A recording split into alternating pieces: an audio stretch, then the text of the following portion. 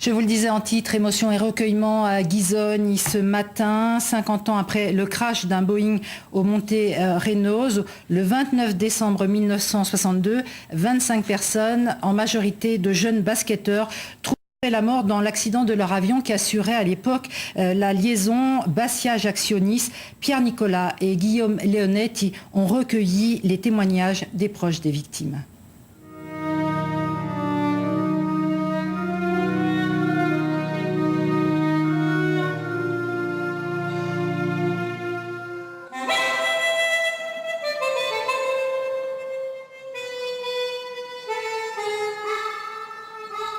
Qu'il était difficile pour beaucoup ce midi de cacher ses larmes pendant la messe rendant hommage aux 25 victimes du crash aérien de décembre 1962.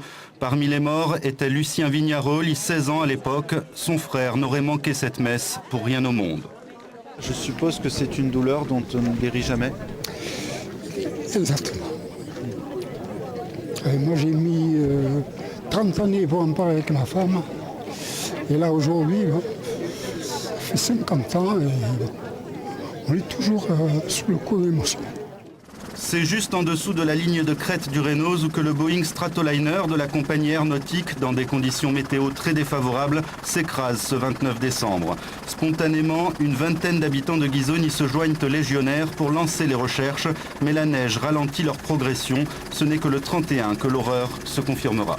On a vu les 7 premiers victimes. C'était vraiment quelque chose incroyable. Ça reste gravé, ça. On ne peut pas l'effacer. Un des secouristes est mort, d'autres ont eu les pieds gelés, mais tous voulaient faire quelque chose. C'est cela que veulent retenir le maire actuel de Ghisognes et le fils d'une victime. Ce qu'on veut mettre en avant, c'est justement cette notion de solidarité. On est capable de la faire dans des moments graves. On est capable, les Corses en général, de se transcender et d'aller au-delà de nos clivages habituels. Pourquoi ne le faisons-nous pas au quotidien ?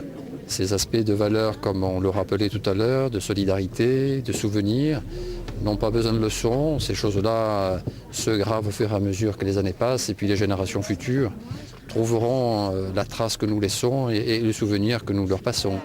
Beaucoup de victimes ont elles-mêmes été fauchées en pleine jeunesse. Garçons et filles allaient disputer des matchs de basket à Nice, un sport qui à l'époque avait son importance en Corse. Vous savez, à l'époque, le basket, bon, ce n'était pas le football, c'était pratiqué pratiquement même dans les villages, à Venaco, à Corté, à Bastia. Bon, le basket se faisait surtout par l'apport de militaires qui venaient en Corse et qui se confrontaient avec des équipes insulaires. Si très peu de personnalités ont assisté à la cérémonie de Ghisognes, des dizaines de personnes s'étaient déplacées. Elles ont applaudi quand les enfants ont découvert la plaque commémorative offerte par la commune.